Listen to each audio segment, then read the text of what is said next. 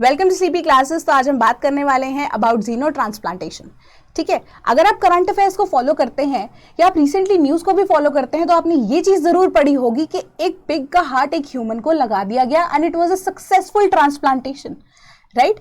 तो अब न्यूज में रिसेंटली आया है कि वो व्यक्ति जिनको जीनो ट्रांसप्लांटेशन के द्वारा हार्ट दिया गया था of a pig, he passed away, right. So अब जीनो ट्रांसप्लांटेशन क्या होती है, अब ये भी जानेंगे कि ह्यूमन ट्रांसप्लांटेशन से ये कैसे डिफरेंट है।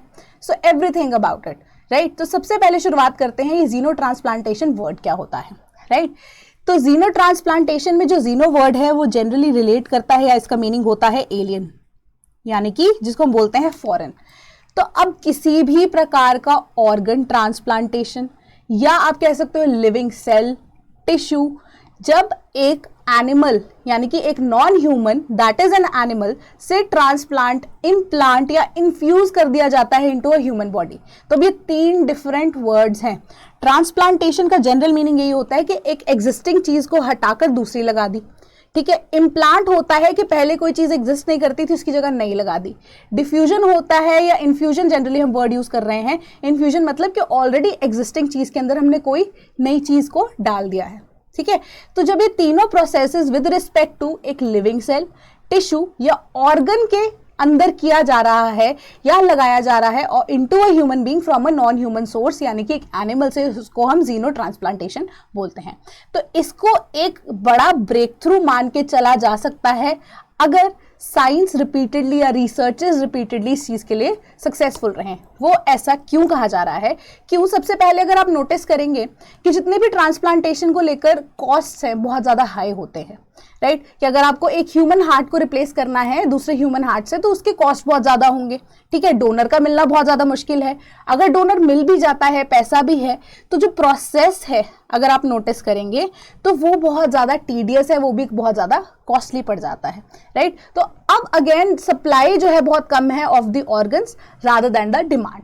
तो as per a study USA में approximately 17 people die every day क्योंकि उनको कोई डोनर यहाँ पे नहीं मिल रहा है या वो अफोर्ड नहीं कर सकते इस प्रोसेस को। सो एक बिग, अगर मैं कहूँ ब्रेक थ्रू क्यों माना जा रहा है, इसीलिए ताकि जो अब एनिमल्स हैं कंपैरेटिवली उनको ब्रीड करना आसान है, राइट। तो वो प्रोसेस जो है वो अब कॉस्ट इफेक्टिव हो सकता है as compare to an actual transplant जो कि ह्यूमन टू ह्यूमन हो रहा है, राइट। बट इसमें भी बहुत सारे कैचेस हैं, उनके बारे में अब हम जानेंगे। तो आप पहले हिस्ट्री के ऊपर नजर डालिए कि ये पहला ऐसा केस नहीं था कि जिसमें अब एक पिग से हार्ट लेकर ह्यूमन में डाल दिया गया। 1980s में एक ऐसा पहला केस आया था जहां पे एक बबून का हार्ट एक बच्ची के हार्ट के अंदर ट्रांसप्लांट किया गया था, राइट, जिसको बचपन से ही कोई हार्ट डिजीज थी, right. Eventually that child also passed away, but अगर हम कंपैरिजन करें with that of a pigs heart तो वो चाइल्ड का सर्वाइवल रेट कंपैरेटिवली 4 साल का था। In 1984 she passed away, right. But when it is compared with the pig's heart की transplant, right, so in that case जो वो ट्रांसप्लांट था वो कम ड्यूरेशन तक उस व्यक्ति को सर्वाइव करा पाया, राइट। तो अब अगर हम देखें कि अब कोई भी व्यक्ति ह्यूमन जिसके हार्ट के वैल्व्स खराब हो गए हैं उसकी रिप्लेसमेंट के लिए पिग के हार्ट के वैल्व्स अभी तक सक्सेसफुली यूज किए जा रहे हैं। It is been more than 50 years, right. So अब पिग्स को ही यूज क्यों किया जा रहा है, क्योंकि पिग का जो जेनेटिक मेकअप है, फिजियोलॉजिकल पैरामीटर्स हैं ऑफ द जीन्स या एनाटॉमिकली अगर आप नोटिस करेंगे, देखें, चीजों को ऑब्जर्व करेंगे, it is similar to that of the humans.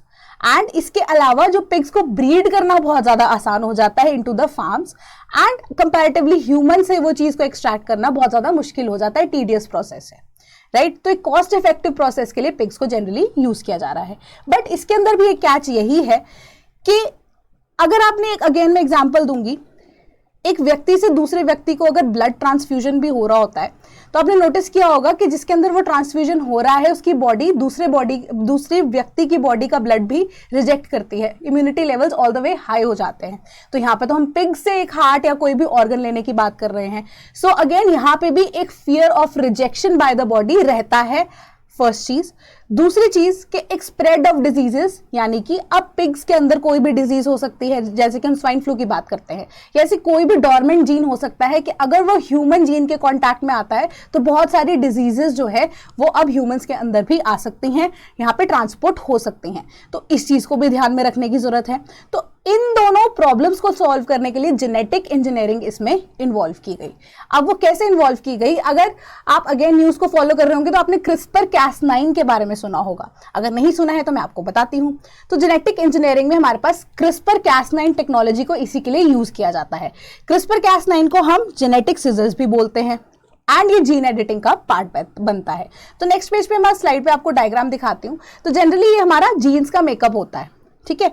तो अब जिस व्यक्ति के अंदर जीन्स को डालना है उसके जेनेटिक मॉडिफिकेशंस की रिक्वायरमेंट नहीं होती है। जिससे डोनर से आप ये जीन्स ले रहे हो उसको कंपेयर करोगे आप एक ह्यूमन के साथ, ठीक है।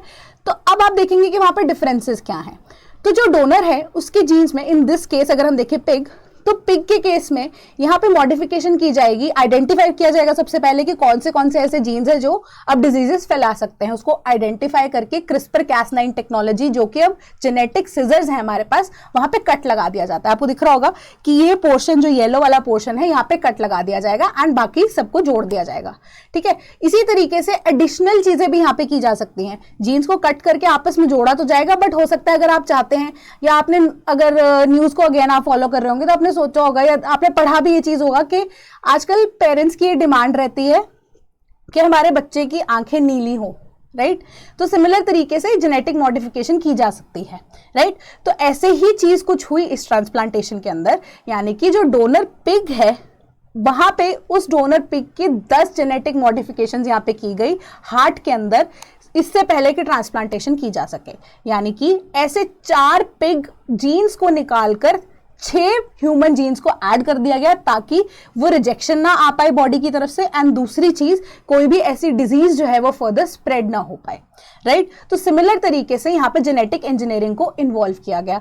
एंड अगेन अगर हम प्रोसेस की बात करते हैं तो प्रोसेस के अंदर भी कोई नॉर्मल ऐसे पिग को उठा नहीं लिया गया कि हाँ इसके ऊपर हम काम करेंगे, इसका हार्ट ट्रांसप्लांट करेंगे, similar to the size of the patient है तो इसको हम यूज करेंगे, ऐसा नहीं होता है। पिग की फीड इनिशियली क्या है उसके ऊपर भी डिपेंड करेगा, है ना। तो इस चीज को अगेन फर्दर एनहांस करने के लिए, एक सेफ्टी प्रोसेस को एनहांस करने के लिए लैब ग्रोन पिग्स को यहाँ पे यूज किया गया, जिसको हम गैल सेफ पिग भी बोलते हैं, ठीक है। अब गैल सेफ पिग के अंदर एक और स्पेशलिटी ऐसी थी कि वो अल्फा गैल, यानी कि अल्फा गैल है एक शुगर मॉलिक्यूल, वो प्रोड्यूस नहीं करेगी उसकी बॉडी। तो अब अल्फा गैल की जब हम बात करते हैं ये क्या है, ठीक है। तो अभी के लिए आप ये समझ लीजिए कि अल्फा गैल एक ऐसा शुगर मॉलिक्यूल है कि अगर वो ह्यूमन की बॉडी में कांटेक्ट कर जाता है तो वो बॉडी की इम्यूनिटी को एकदम से हाइटेंड कर देगा, यानी कि फियर ऑफ रिजेक्शन बढ़ जाएगा फ्रॉम द बॉडी अगर ऐसा ट्रांसप्लांट होता है।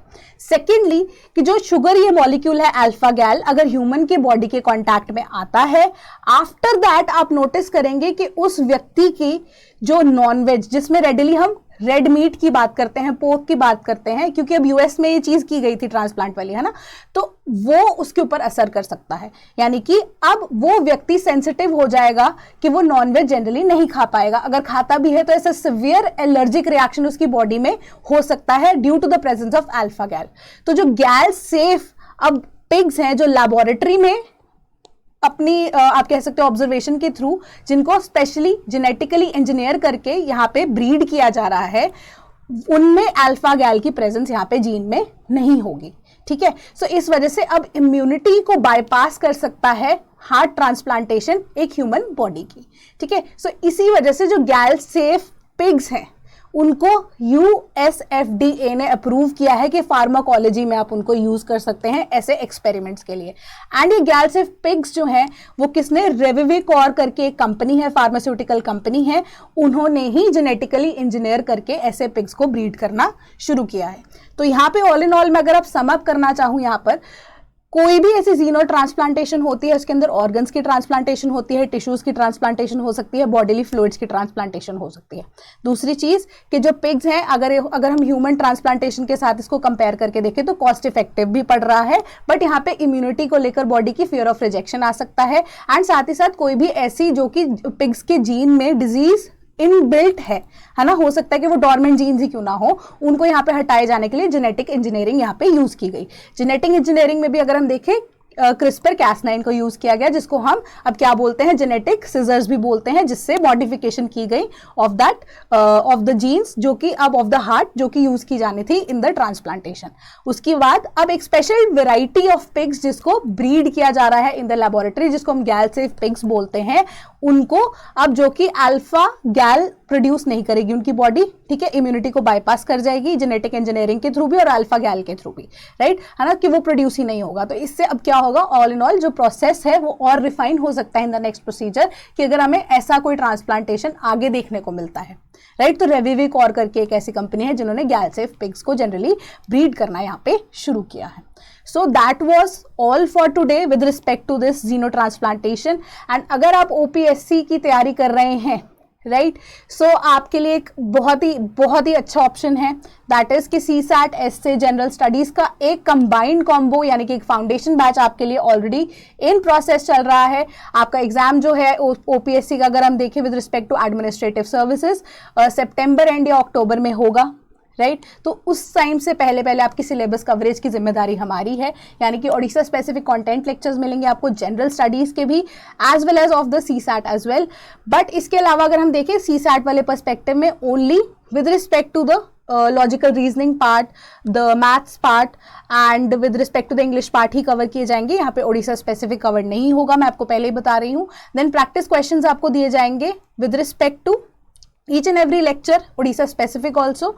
तो ऑल इन ऑल अगर आप देखें आपको एसए जनरल स्टडी CSAT सभी की तैयारी की जा रही है।